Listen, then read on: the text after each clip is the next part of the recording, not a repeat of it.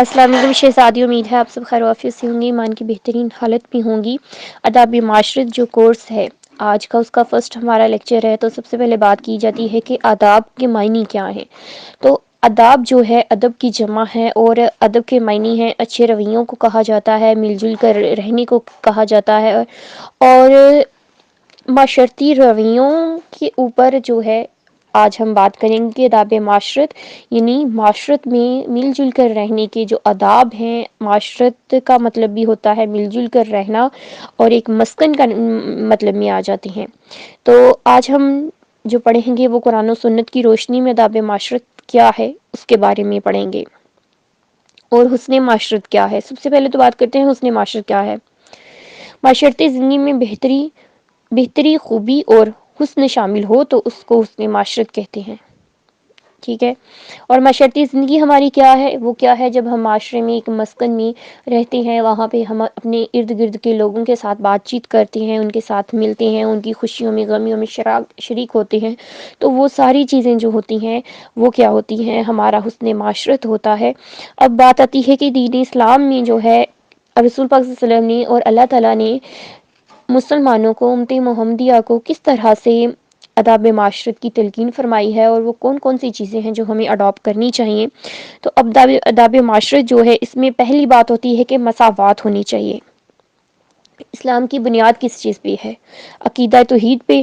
اور عقیدہ توحید جو ہے یہ مساوات کا سر چشمہ ہے۔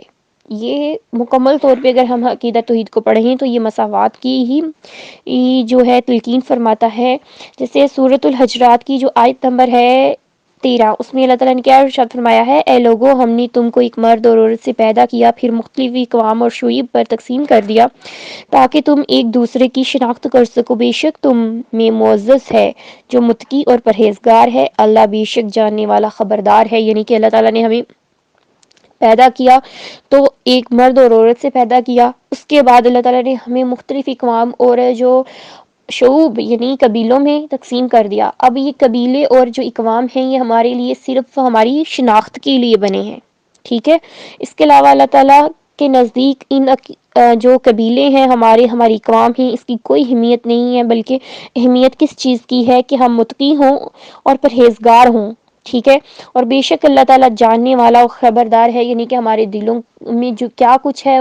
ہم اوپر سے کیا کچھ کرتے ہیں، جو کچھ دکھاتے ہیں، ان سب چیزوں کو اللہ تعالیٰ بہتر جانتا ہے۔ تو جب ہمیں ایک معاشرے میں ہم رہتے ہیں تو ہمیں یہ نہیں کہنا چاہیے کہ فلاں نیچ ذات کا ہے، فلاں اس طرح سے ہے، فلاں اس طرح سے ہے، تو ہمیں ان کے ساتھ رشتہ نہیں کرنا، یا پھر ہمیں ان کے ساتھ بات چیت نہیں کرنی، یہ کمی ہے تو یہ ہم سے اوپر نہیں جا سکتے، نہیں، بلکہ کیا ہے کہ اللہ تعالیٰ کے نزدیک جو چیز اہم ہے وہ متقی ہونا ہے، پرہیزگار ہونا ہے، نیک ہونا ہے۔ تو ہم لوگوں کے نزدیک بھی، ہم امت محمدی ہونے کے ناطے ہم لوگوں کے نزدیک بھی یہی ہونا چاہیے کہ جو انسان نیک ہے، جو انسان حقوق اللہ میں، حقوق العباد میں بہتر ہے، ہمیں اس کی رسپیکٹ کرنی چاہیے، چاہے اس کی ذات اونچی ہے، نیچی ہے، وہ امیر ہے، غریب ہے، کس قبیلے سے، کس قوم سے تعلق رکھتا ہے، ہمیں اس چیز کو نہیں دیکھنا چاہیے، بلکہ ہمیں یہ دیکھنا چاہیے کہ وہ مسلمان ہے، وہ اللہ کے احکامات کو فالو کر رہا ہے، کیا وہ ہم انسانوں کے ساتھ اچھے سے برتاؤ کر رہا ہے۔ باقی جو بھی معاملات ہیں وہ تمام کے تمام اس کے اللہ کے ساتھ ہے، ہم انسانوں کے ساتھ نہیں ہیں۔ تو ہمیں کیا ہے کہ اقوام کی بنیاد پہ، جو فرقوں کی بنیاد پہ ہم لوگوں کے ساتھ برا سلوک کرتے ہیں تو یہ ہمیں نہیں کرنا چاہیے۔ اس کے بعد بات آتی ہے کہ اسلام میں سورۃ الحجرات کی ہی قرآن پاک کی آیت ہے، اس میں قرآن پاک کی آیت نمبر 10 میں تمام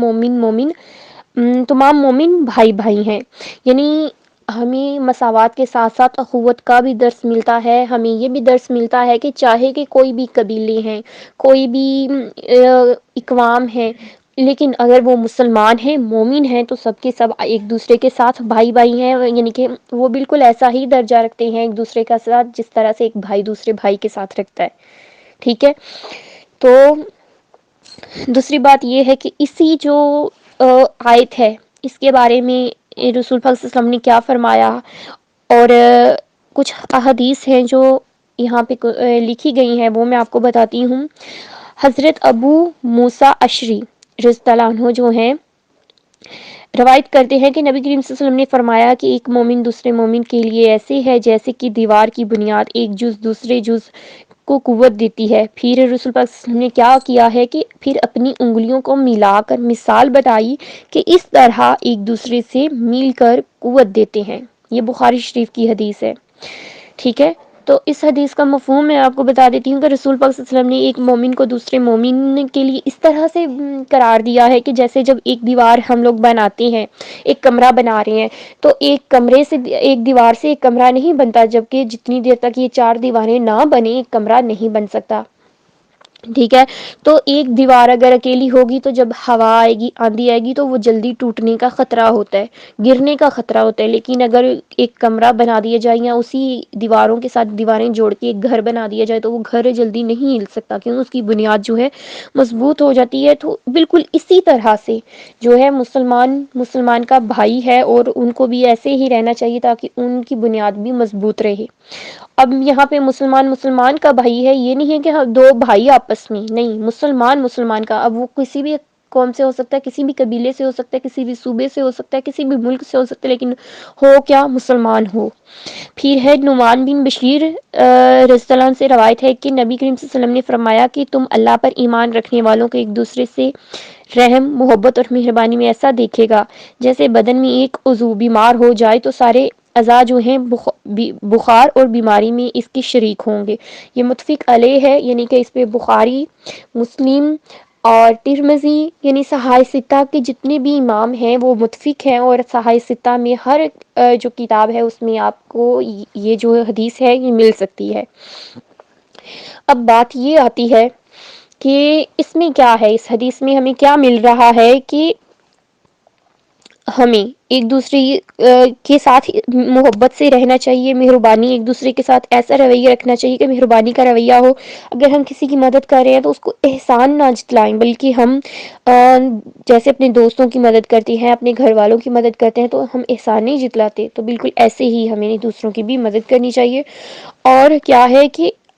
اور ہماری مثال ایک دوسرے کے ساتھ اس طرح سے ہونی چاہیے کہ اگر ایک انسان یعنی ایک جو